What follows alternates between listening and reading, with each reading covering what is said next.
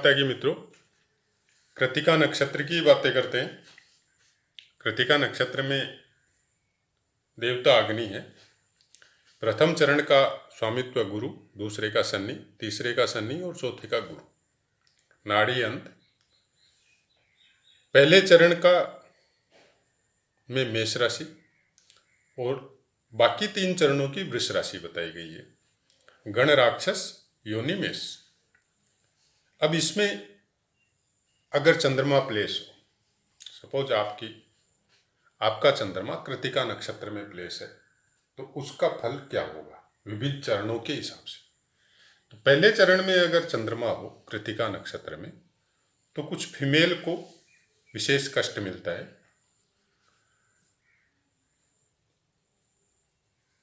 और मंत्र शास्त्र एवं टोने टोटके में भी ऐसे जातक की रुचि होती है। मतलब अगर किसी का चंद्रमा कृतिका नक्षत्र के पहले चरण में हो तो मेल है तो फीमेल से और फीमेल है तो मेल से कष्ट मिलता है।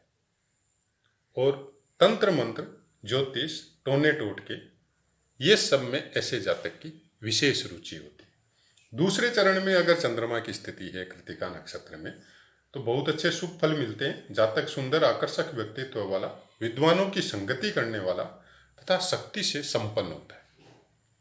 तीसरे चरण में हो तो जातक लंबा, चतुर तथा फाइनेंस कंडीशन से थोड़ा वीक हो सकता है। चतुर्थ चरण में शुभ फल मिलते हैं जातक को, विद्वान और विभिन्न सब्जेक्ट में उसको नॉलेज होता है। कई तरह के सब्जेक्ट का नॉलेज होता है अगर चतुर्थ चरण में चंद्रमा हो तो। अब आते हैं इसके ऊपर ग्रहों की दृष्टि का प्रभाव। दृष्टि मतलब चंद्रमा आपका कहीं भी प्लेस हो सकता है, किसी भी भाव में हो सकता है, लेकिन वो कृतिका नक्षत्र में होना चाहिए। अगर कृतिका नक्षत्र में चंद्रमा है और उसका ऊपर सूर्य की दृष्टि है, तो जातक भूमि स्वामी, धनी और कृषि कार्यों से विशेष लाभ होता है। अगर मंगल की दृष्टि है तो उसको कुछ समस्याओं का समाधान करना पड़ता है। हालांकि काम की अधिकता और बल की अधिकता उसके अंदर कुछ विशेष होती है। बुध की दृष्टि है तो जातक बुद्धिमान, उदार और परोपकार में रत होता है। अगर गुरु की दृष्टि है तो बहुत शुभ फल मिलते हैं। बुद्धिमान भी होगा, उदार भी होगा, परोपकार भी होगा, उसके अंदर धनी भी होगा। तो सब तरह की जो अच्छी चीजें हैं वो गुरु की दृष्टि अगर कृतिका नक्षत्र में प्लेस हुए चंद्रमा के ऊपर है तो बहुत अच्छी दृष्टि बोली जाती है, बहुत अच्छा फल भी उसको मिलता है। इसको हम लोग ग्रहों के हिसाब से जब फल निकालते हैं तो आप ऐसे भी समझ सकते हैं, गुरु की दृष्टि जब चंद्रमा पे होती है तो जाहिर है चंद्रमा की दृष्टि भी गुरु पे होगी, क्योंकि यहाँ पूर्ण दृष्टि वाला योग है तो आपको गजकेसरी योग भी बनता है। यहाँ पे शुक्र की दृष्टि हो तो जातक का जीवन सुखी और हर तरह के सुख से संपन्न बीतता है। शनि की दृष्टि यहाँ पे कुछ विशेष शुभ नहीं बताई गई है। द्वितीय चरण में स्थित चंद्रमा पर शनि की दृष्टि हो तो माता के लिए बहुत अशुभ होता है। बाकी 3 चरणों में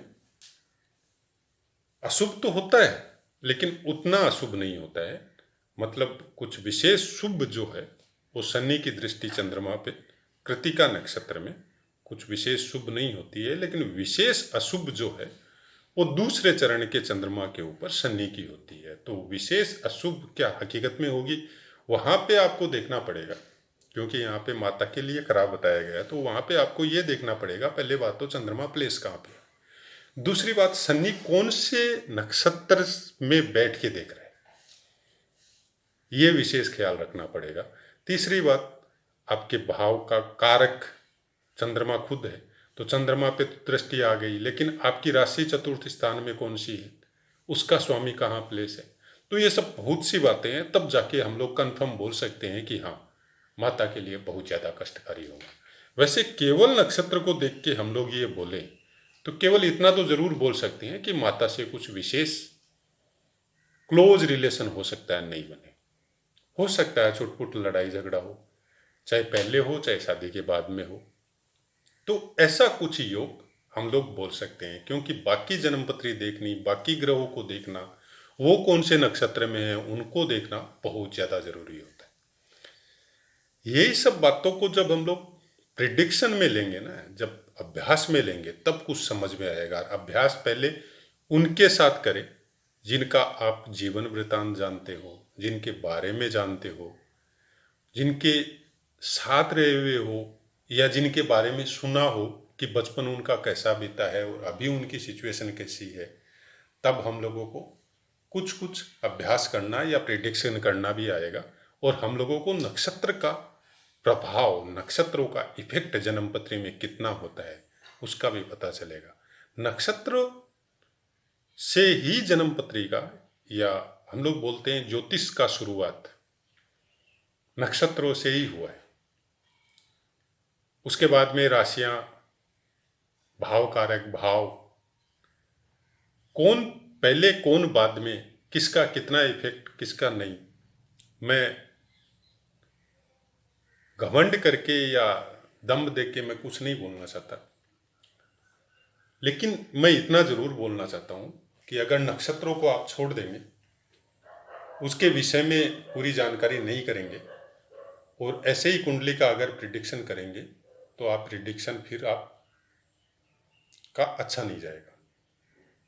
वो प्रिडिक्शन फिर हवा हवाई हो जाएगा, मिला तो ठीक है, नहीं मिला तो नहीं, ऐसा हो जाएगा।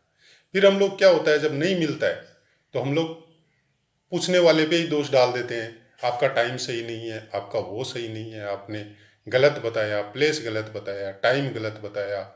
तो वैसा होना नहीं चाहिए, क्योंकि जब प्रिडिक्शन करते हैं कोई चीज़ का, तो फिर हम लोगों को उसमें कम से कम जितना हो सके अध्ययन जरूर करना चाहिए, उसके बारे में हकीकत की जानकारी करनी चाहिए। प्रिडिक्शन करते समय बहुत ज़्यादा ज़रूरी है नक्षत्रों के विषय में जानना, तिथियों के विषय में जानना, कौन से दिन पैदा हुआ है, उस दिन कौन सी तिथि थी, दग्ध तिथि थी, नंदा तिथि थी, कोई योग कैसा था, उसके कौन से ग्रह के होरा में पैदा हुआ है बच्चा। ये सब जो छोटी छोटी बातें जिनको बताई गई है, जो बताते ही नहीं है, बहुत कम बताते हैं, उनका बहुत इफेक्ट होता है जन्मपत्री में। इवन मास दिन तक का इफेक्ट होता है। कौन से महीने में पैदा हुआ तो उस महीने का स्वामित्व कौन से ग्रह के पास है। ऐसी बहुत सी बातें हैं जिनके विषय में पहले तो शायद आज से 50 साल पहले, 40 साल पहले की जन्मपत्रियां अगर आपको मिले तो आप देखिएगा कि केवल चंद्र लगन की जन्मपत्री मिलती है, और उसी से सब कुछ होता था, उसी से प्रिडिक्शन भी होता था उस समय के पंडितों का, और सही भी होता था। कैसे आज जब कंप्यूटर का ज़माना आ गया, सॉफ्टवेयर के ऐप आ गए, कोई भी चीज़ मेहनत आपको करनी नहीं पड़ती है, सब कुछ ऑटोमेटिक इससे निकलने लगता है, तो अब लगन कुंडली का प्रभुत्व चालू हो गया। जबकि हकीकत क्या है, कौन सी कुंडली का कितना प्रभाव है, कितना होना चाहिए। वर्ग कुंडलियों का अपना एक अलग महत्व है, अष्टक वर्ग का और अलग महत्व है। उसके बाद में चर दशा के विषय में तो कुछ बोला ही नहीं जाता है, कोई बताया ही नहीं जाता है, जबकि विषमत्री दशा और चर दशा का भी अपना अलग महत्व है, योगिनी दशा का भी अलग महत्व है। तो ऐसे बहुत सी बातें हैं जो हम लोग आने वाले समय में बराबर करते रहेंगे। फिलहाल नक्षत्रों की बातें कर रहे हैं, तो नक्षत्रों के विषय में अगर आप संपूर्ण नॉलेज अगर आपको लेना है, आप वीडियो ऑडियो सुने, लेकिन उसके साथ अच्छे राइटर की, अच्छे व्याख्याकार की पुस्तक भी अपने पास रखें। आपको सुनने में आनंद आता है, सुनने से याद होता है, जैसे मेरे को भी होता है, पढ़ने से भी होता है। तो दोनों चीज़ों का अभ्यास जब होगा तो वो चीज़ें हम लोगों के दिमाग में कुछ सेट हो जाएगी। लेकिन फिर भी क्या होता है, सब कुछ पता होते हुए भी बहुत बार जब हम लोग प्रिडिक्शन करने जाते हैं तो बहुत कुछ छूट जाता है, क्योंकि ये तो अथाह समुद्र है, उसमें सब चीज़ उस समय याद आए और नहीं आए। इसीलिए जन्मपत्री की विवेचना करते समय शास्त्रों में बोला जाता है कि आपका स्थिर मन हो, अच्छा दिन हो, अपने इष्ट का ध्यान कीजिए, शांत स्वभाव से उसका प्रिडिक्शन कीजिए, क्योंकि किसी का भविष्य बता रहे हैं आप, और भविष्य बताने की क्षमता आप ऐसे ही चलते फिरते नहीं कर सकते। कि आपके सामने कोई कुंडली आई और आपने फटाफट उसके लिए बताना चालू कर दिया, ये गलत है। ये बताने वाले के लिए भी अच्छा नहीं है और जो सुन रहा है या समझ रहा है उसके लिए भी अच्छा नहीं। तो वो बार बार कभी किसके पास वो बार बार पूछेगा और वो खुद ही भ्रमित हो जाएगा, फिर मैं क्या करूं। एक तो वो भ्रमित होगा, दूसरा जितने बताने वाले हैं अपने अपने हिसाब से हर 5 मिनट 10 मिनट में बताते जाएंगे तो वो खुद भी भ्रमित हो जाएंगे। उनका नॉलेज भी फिर वो इतना फलीभूत नहीं होगा जितना इस विषय का, इस सब्जेक्ट का पावर है। ज्योतिष को वेदों की आंख ऐसे ही नहीं बोला गया है।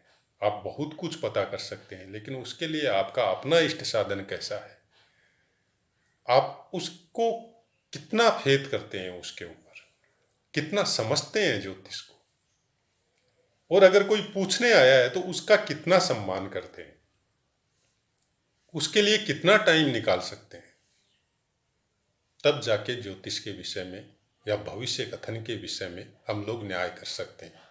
बाकी आप सबकी इच्छा। मेरे मन में कुछ बात आई तो मैंने आपको बता दी।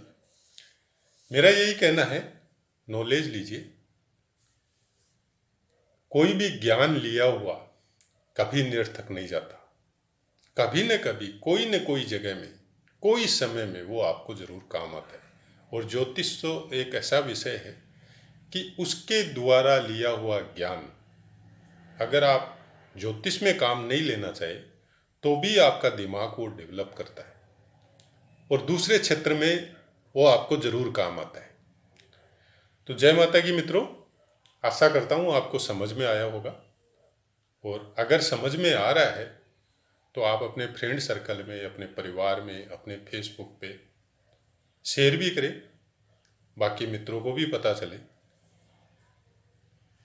जय माता।